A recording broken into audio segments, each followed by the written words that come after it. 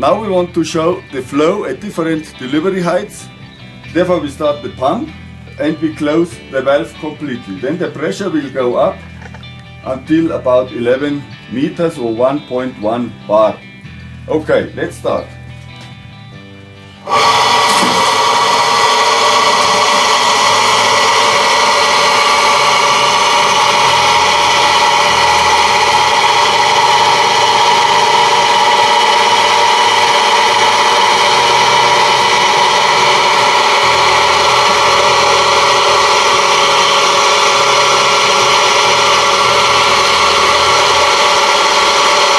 Now we're at maximum pressure.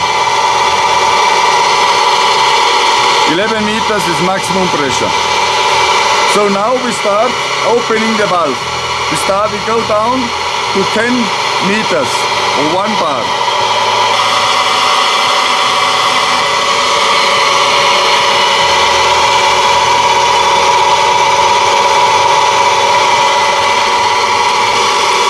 Now we start timing.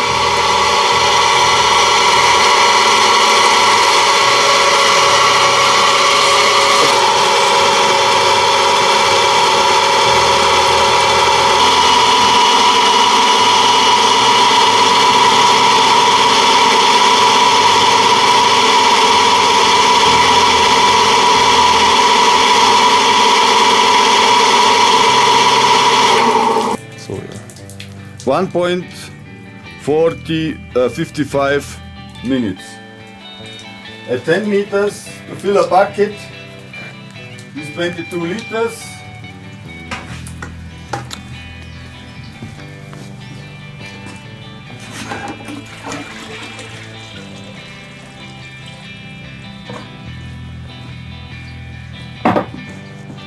The next step is we want to find out the flow at a delivery height of 8 meters. Last we had 10 meters, now we go down to 8 meters. We open the valve a little bit more.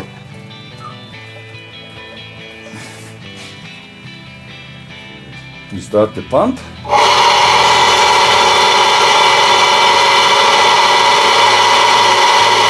Then 9, 8 meters.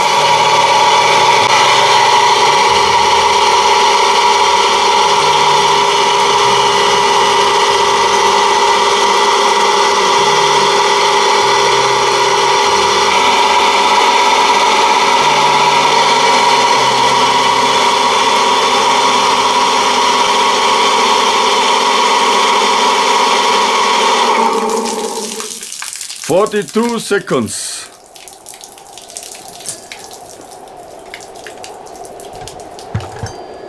Now we want to meter the flow at 6 meters. Stop. 1, 2, and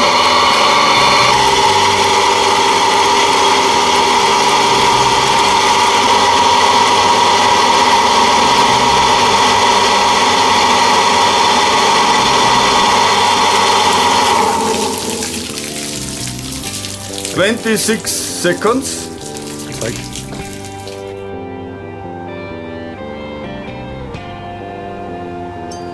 The next metering is the flow at 4 meters height.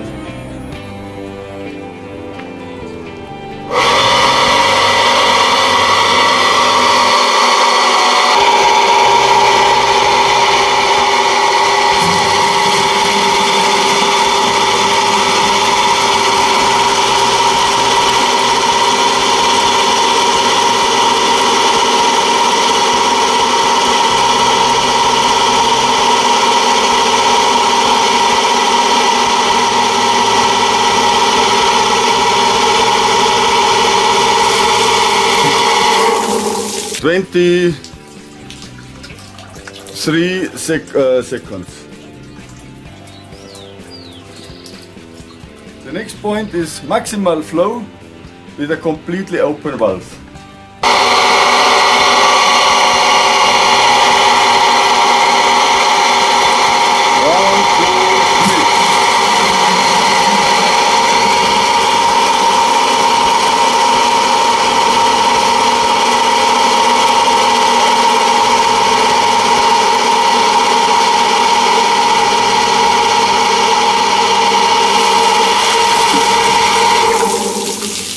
16 seconds.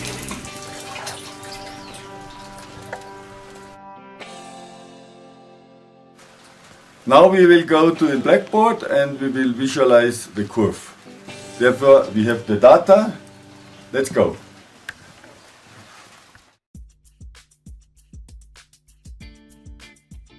Now we make the diagram of the height of the QH line, of the quantity of the flow and height line. Here we have the height in meter, and here we have the flow in liters per second. Here we have 2 meters, 4 meters, 6 meters, 8 meters, 10 meters, 12 meters. Here is 0. Here we have 0.2 liters per second, 0.4, 1.2, 1.4 liters per second. Okay, my Afghan colleagues, at 11 meters the valve was closed, we had 0 flow, but the maximum pressure at 11 meters. Then we opened the valve, the pressure dropped, it took 115 seconds to fill the bucket, what makes 0.19 liters per second. At 8 meters height, the bucket was filled in 42 seconds, that means 0.52 liters per second. At 6 meters, 0.85 liters per second, and finally at 0 meters, 1.38 liters per second. These data we transform now on our diagram. At 11 meters, here we have 11 meters, we had 0 flow, 0 flow. At 10 meters, we had 0.19 liters per second. At 10 meters, nearly 0.2, 0.19, more or less here. At 8 meters, we had 0.52 liters per second. At 8 meters, 0.46, 0.50, more or less here. At 6 meters, 8.5 liter per second, that would be here, 8.9. At 4 meters, we had 1.04, 1 liters, nearly more or less here. And at 0 meters, we had 1.38 liters per second, 40 nearly here. Okay, these points we can combine now with a line, with a curve.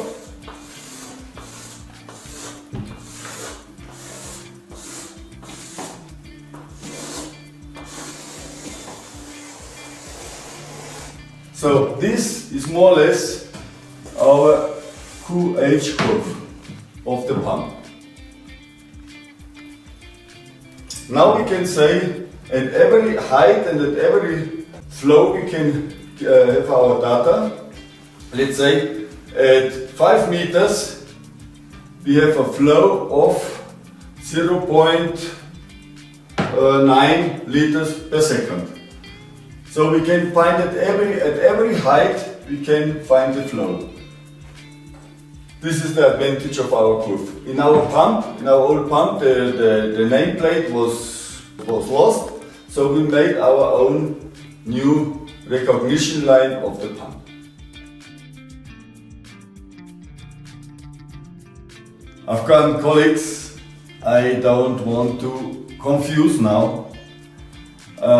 When we speak about power, in a pump we have 2 power types. We have an electric power which comes in from the line, which is transformed in the motor to rotative power, and then in the pump it is transformed to hydropower. So what we are taking now is the hydraulic power, not the electric power. The electric power we had in the beginning when we metered the power by amperes and volts, but now we come to the hydraulic power. Only the hydraulic power, the output of the pump, is important for us in this moment. Now here we calculated already the hydraulic power. We multiplied the height, the delivery height by the flow. At 11 meters we have 11 meters height, but zero flow makes 0. At 10 meters we have 0.19 liters per second, so 10 by 0.19, 1.9. At 8 meters, 8 by 0.52 is 4.16, etc. And finally, at maximum flow, when the valve was completely open, we had 0 height. By the maximum flow of 1.38 liters per second, 0.10 by 1.38 is 0.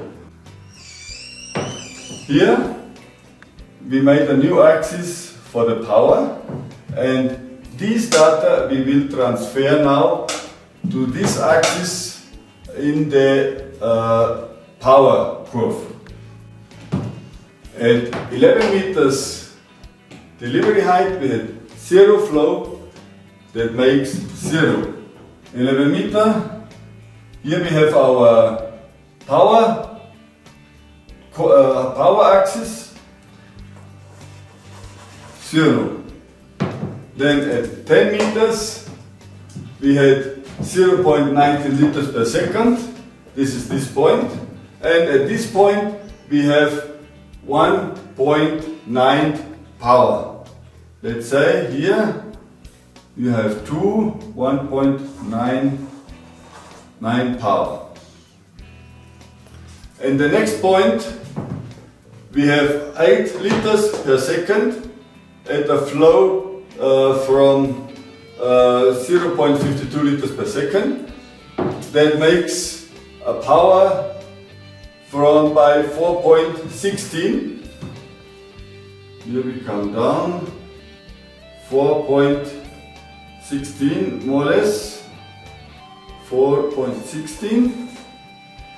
Then at the next point, at 6 meters flow, we have 6 meters high, we have a flow of 0.85 liters per second.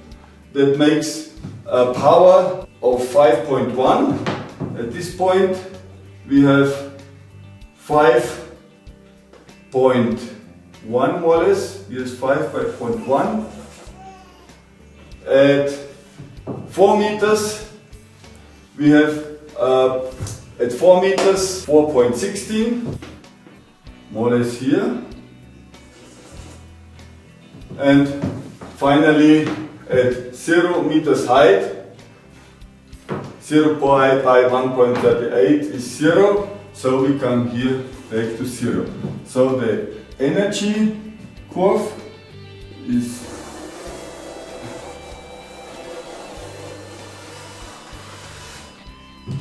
more or less like this.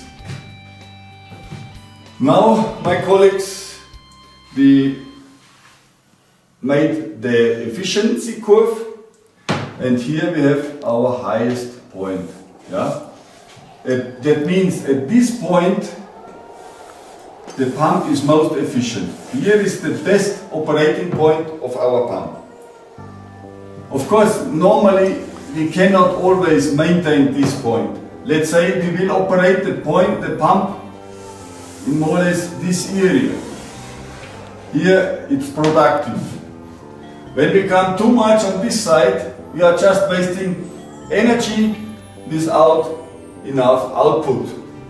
When we come on this, in this area, then the pump, the impellers puddle too much water, the pump gets hard and the motor gets hard, and when the motor gets hard and slows down, it takes too much power and gets hot and finally it burns.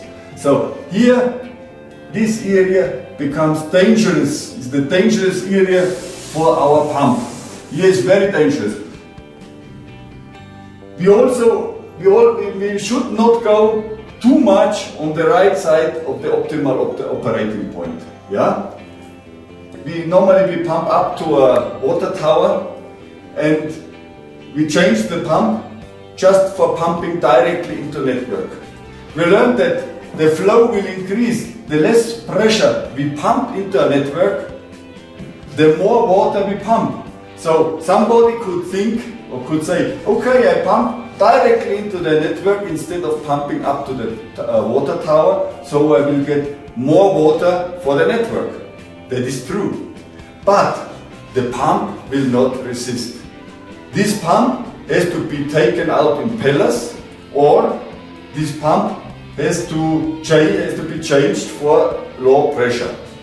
So we cannot pump in an empty network because the pump puddles too much water, the motor gets hard and finally burns. So this area is very dangerous. So colleagues, when you want to change a pump which was designed for pumping up to the water tower and you want to use it for pumping it directly into the network with a low counter pressure, then you have to think it 10 times because it becomes very dangerous to burn the pump. The options are taking out impellers or change another pump for less pressure. This is the essence of what I want to show you in this movie, to be careful. Yeah? Please always check the maximal, the optimal operating point, and left side you can pump in this area is fine. On the right side of the optimal operating point you have to be very careful. Yeah? Otherwise, game over for the pump.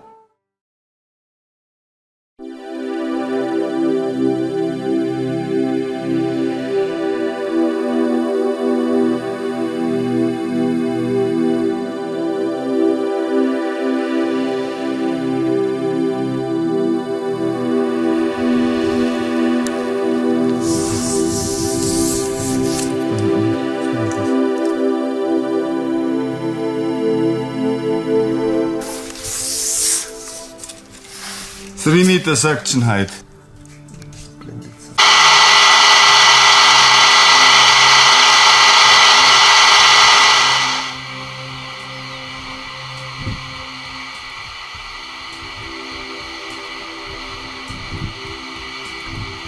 Calculate the manometric height, the suction height and the flow.